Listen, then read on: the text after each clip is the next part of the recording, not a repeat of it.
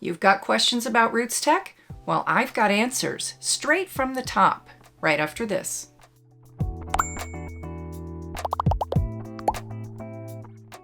Hey there, Genies. I'm Elizabeth, and welcome back to Heart of the Family, where we help you make the past part of your present. If you aren't a subscriber of this channel yet, I would really love it if you would hit the little subscribe button down below and ring the little bell so you'll be notified when a new video is posted. Now, I recently had the opportunity to interview Jen Allen, who is the Director of Events for FamilySearch and basically the head honcho for RootsTech Connect. So without further ado, let's jump right into that video. So can you tell us a little bit about yourself and how you got started with RootsTech? Yeah, sure. My name is Jen Allen, and I am the Director of Events at FamilySearch. I've actually been working here for about 9 years, but this event that's coming up is my 11th RootsTech that I've helped plan or execute. So it's been a wild ride. There's lots of things that have taken place, both in the family history industry and specifically in the RootsTech world, that really have changed things. And I guess we can state the obvious that the biggest change that came was a little thing called the pandemic that caused event managers all over the world to question everything. And we had to change a lot of what we did. So this virtual event we held last year was crazy, but such a fun experience. And now we get the chance to build on that. So how do you see that this year's RootsTech was going to be different from last year? Well, so one of the biggest things last year, there was some things because of the pandemic that we were forced to do, like all presenters, all keynote speakers were filmed via Zoom, just in their own living rooms or bedrooms or wherever it may have been. And so it was really hard. The biggest thing we learned last year was really hard to get energy through the screen to everybody in their own homes wearing their stretchy pants and slippers. It was hard. And so when we got done with the event last year, we really started thinking about how can we increase the energy and really provide the excitement that RootsTech is and try to penetrate through the screen to everybody. So one of the biggest things I'm just excited about is the ways in which we captured keynote speakers, but also the increased opportunities to connect with other people. So those two together, I'm really hoping will bring that energy factor that we were sort of lacking last year. Mm-hmm. That's hard to get with a virtual conference. Yeah, it is. There's nothing quite like 5,000 people in one room excited over the same thing. Right. It's really hard to mirror that regardless of what industry it is. And so, so that part I miss, and maybe someday we'll experience it again. I hope so. So what are you most looking forward to with this RootsTech? And don't say it being over. Well, I am looking forward to that, but it's okay. We can wait a little bit longer. I really am excited, again, kind of speaking of that energy part, is we captured some pretty great keynote speakers all over the world this year in their own homeland, in their own environment. And one thing that we tried to do was plan these little kind of mini VIP events where we could put the keynote speaker on a stage in front of an audience, albeit very small, and capture their message in a way that maybe is a little bit more engaging because they had an audience there in front of them. Mm-hmm. So that was one of them. We ended up only doing about 3 of those because Omicron hit and we had to cancel some of them that we had planned. But the other keynotes that didn't take a stage, we went to them in their hometown, sometimes even in their own home, and filmed their stories in a place that they know and love. And it really was interesting to see the culture, the traditions, and the stories emerge from these people when they were in a comfortable place, but also a place of love that they personally love, whether it was New York City or even North Dakota. We were in Argentina, all of these locations have their own flavor of culture and experiences. And so that's the part that I'm most excited to bring some of those stories to our audience in a new and hopefully engaging way. So I'm looking forward to Matthew Modine. Oh, good. I don't know if you're a Stranger Things fan or if there was another movie that you liked, but yeah. Yes, I am. We were really excited about Matthew Modine too. And I'll just tell you, he was a wonderful person to work with and just really passionate about, again, his own stories and culture. So yeah, I've had someone tell me, oh, wait until you hear his story. It's going to be so exciting. So I'm really looking forward to that. I read in an interview you did earlier that some changes had been made to the Expo Hall for experience this year. Can you talk about that a little bit? Yeah, sure. So speaking of energy and, what used to be the heartbeat of the conference really was the Expo Hall. It was always in the very middle of the convention center. So much energy and excitement taking place in there. How do you bring that to a virtual audience? And it's been kind of the challenge for any event manager to really increase that energy level. So as we came out of it again last year, just looking at how we can increase that experience. And we have made some updates, somewhat minor, but key updates to the Expo Hall so that exhibitors can really create an experience for their, for the attendee who comes into their booth, being able to chat with that exhibitor and find out, speak to an actual, person who's there working in their booth, has been a really big opportunity. There's also a chance to go into a booth and see all the classes and all the demos that have to do with that company, which will just be a nice way to sort of navigate all of those pieces and be able to see everything that Ancestry has to offer, for example. Are those all pre-recorded or will there be any live events? There are live this year too. So that's another thing that a lot of the exhibitors are doing live demos this year. So there will be a schedule that you'll be able to see just at the Expo Hall, or if you look at the overall schedule, you'll be able to see all the live things happening in the class sessions, in the Expo Hall, on the main stage with keynotes. So there are live things going on this year too. And that's one thing that was increased in the Expo Hall too. And then for those who live in the United States, there is a kind of a game or challenge similar to what we used to have on site, where you can go around and you kind of get points for the different booths you go and explore and engage in. And there's a chance to win a very big prize from Priceline. So we're excited for that. Again, it's United States only.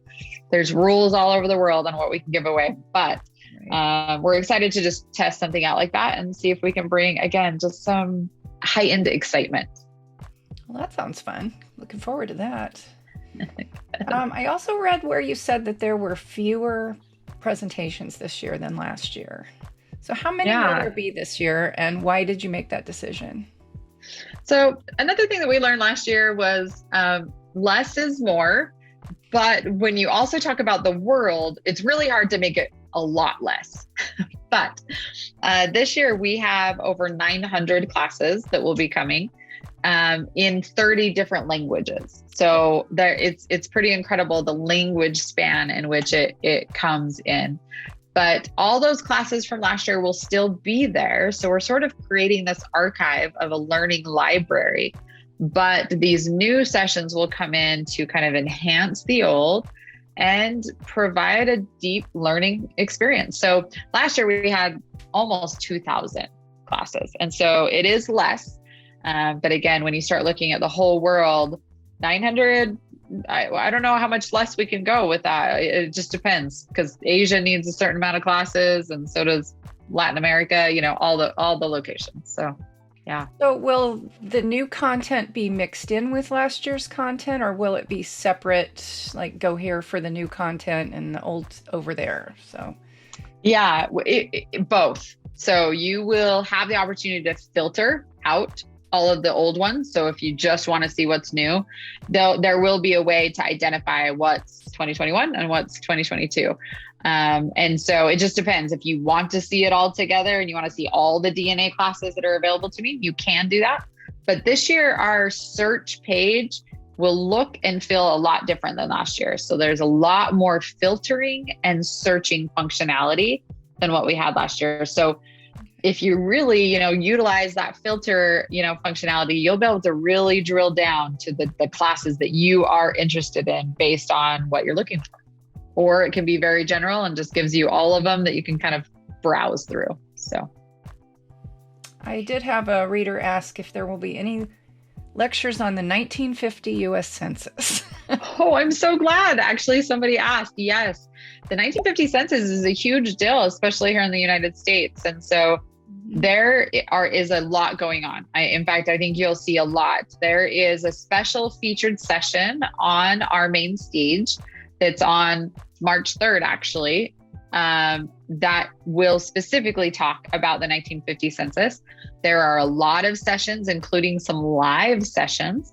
And there's even a booth just for the 1950 census where some of the companies are coming together to provide all the learning in one place. So lots actually happening on the 1950 census. It's a big deal. So we're celebrating that and really providing that for a lot of people. Most of those experiences are in English only because it is the United States that's mostly applicable. Yeah. How long will the content stay available? And we've been hearing mixed stories, a year, 3 years, forever. How long will you be keeping the content? It's a really good question. So we had, I said about 2,000 classes last year, 900 this year. So the plan is that we will continue to build these learning libraries each year. But the plan right now is, content becomes obsolete or learning starts becoming old. So on about a 3-year rotation is when we will go in and really kind of scrub out any of those sessions that just aren't applicable anymore, especially with technology. The technology changes a lot. And so that's where you're hearing the 3 years. Mm-hmm. It's not necessarily set in stone that 3 years ago, everything was wiped away, but most of it probably will be. And maybe in the end, all of it. But the plan right now is last year's stays, this year will come on. Then in 2023, we'll add that content. But around that time, we'll start reviewing that 2021 content to make sure it's still relevant for our audience. We certainly don't want anything there that doesn't make sense anymore. Right. And so we will be reviewing that content and wanting to make sure that what we keep is actually useful. Well, I think the question on everybody's mind is probably, what is the future of RootsTech going to look like? We've heard rumors of an in-person plus a virtual component. So what would that look like in the future? Yeah. So, as we start looking to the future, this virtual event, I don't think will really ever go away. I won't say forever because everything changes, right? But in the near future, this virtual experience will be here. It just can't go away. It captures too many people from around the world and provides an opportunity for them to learn and to be part of RootsTech. But the big question now is, okay, do we go back in person as well? And we don't have an answer for it quite yet. But I can say with pretty high confidence that if we do go back to an in-person event, it won't be going back to exactly what we all know. We will be looking at new opportunities for what we call a hybrid event. What happens when we're in person, but also have audiences that are virtual, and how do the two events enhance each other and provide opportunities for each other. So yes, my hope and dream is that we're together again someday, and that 5,000 of us are in a room excited for a keynote speaker to take the stage, but everything may not be exactly the same.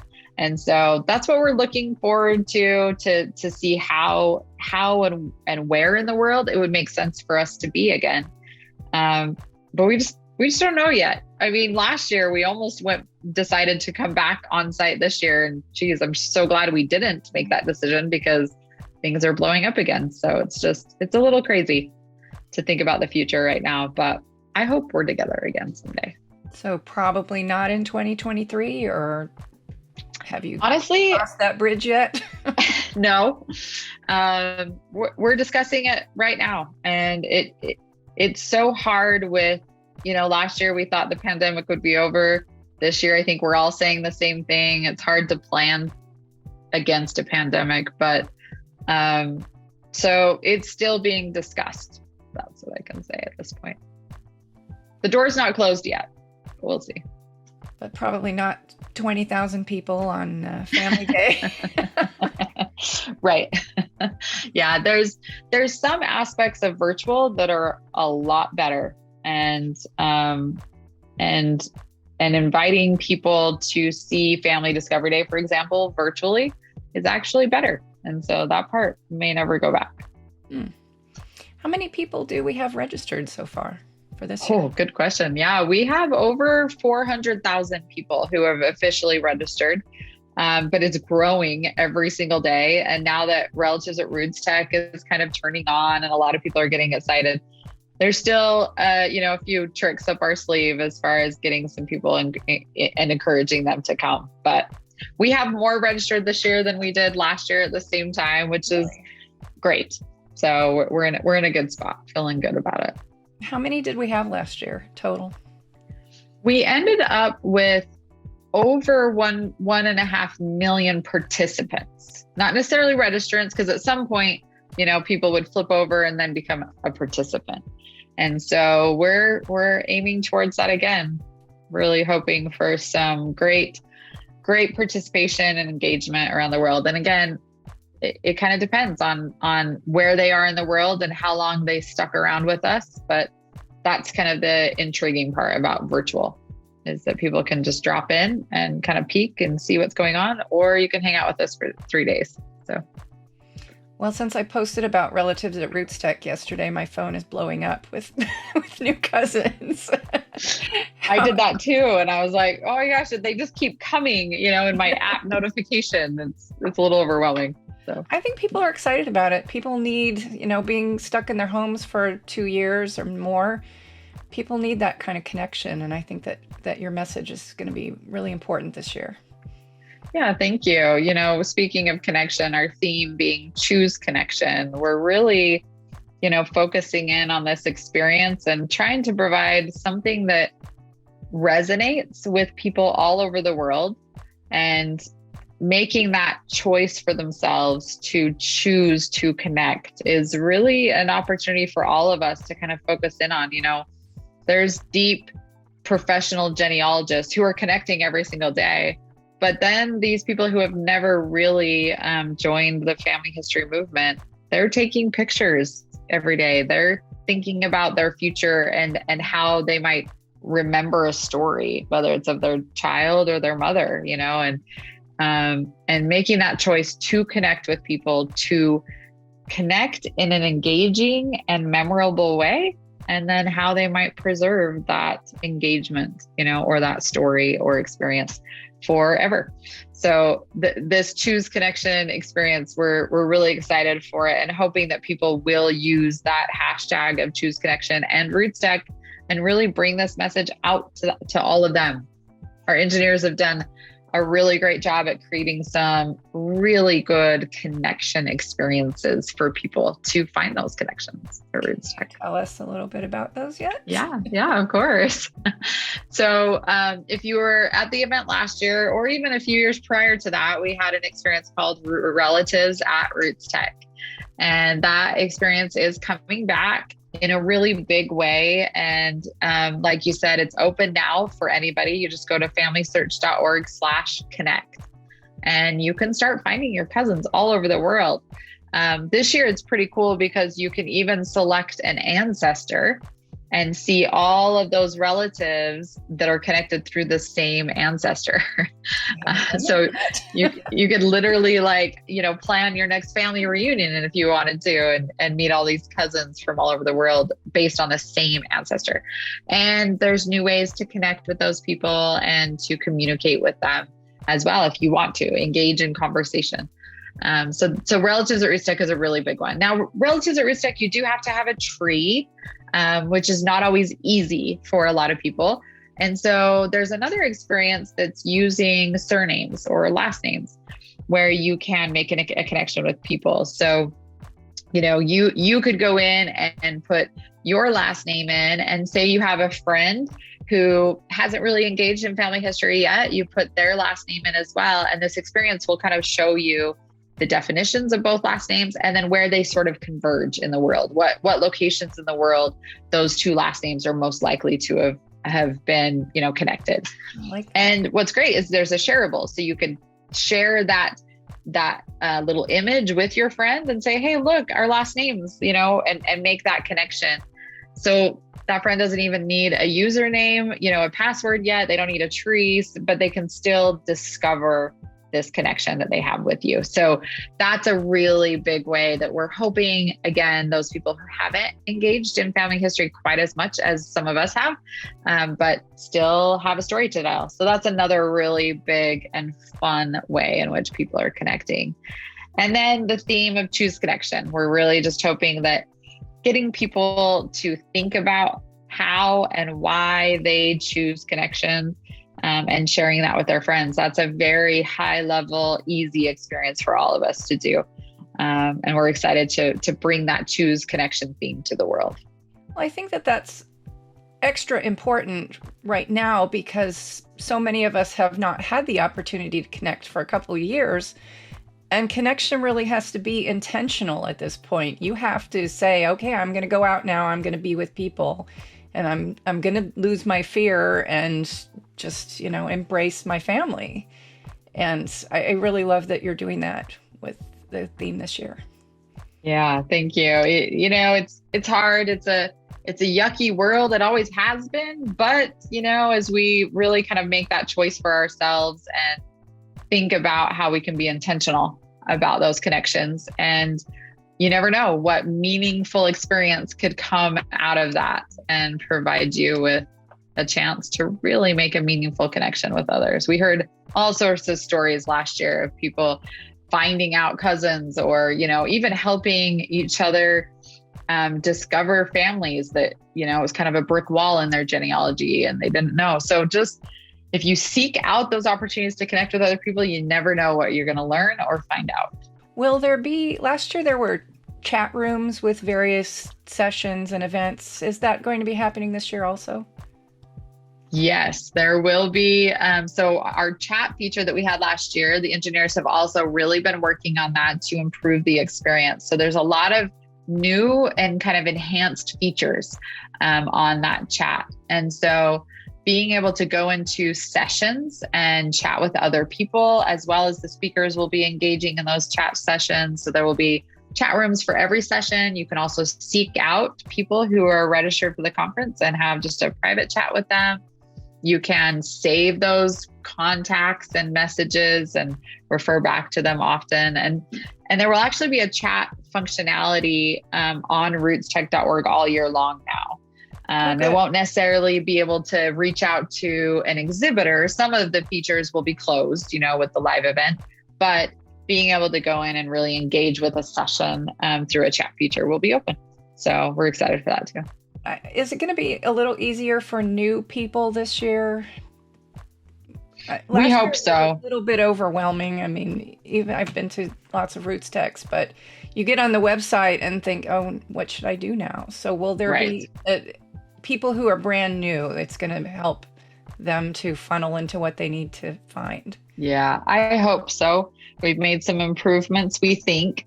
But when you make any change, you worry that you're going to make it worse than it even was. And so, we really hope that as people come in, there's again, new searching kind of functionality and features that will help. I think the main stage will actually be on its own page. So what's nice about that is sometimes when it just drops you into a live experience, you feel overwhelmed, like where do I go and what am I supposed to do? So we're hoping it'll be a little bit more of a warm welcome, but we'll see. So I'm excited. Can't wait to see it. Thank you. Thanks so much. Thank you, Jen. I appreciate your time today. Yeah, Good I luck. appreciate it too. Thanks. That'd be great. Well, that's all for today's video. Thank you so much for watching. And as always, keep making the past part of your present. See you next time. Bye.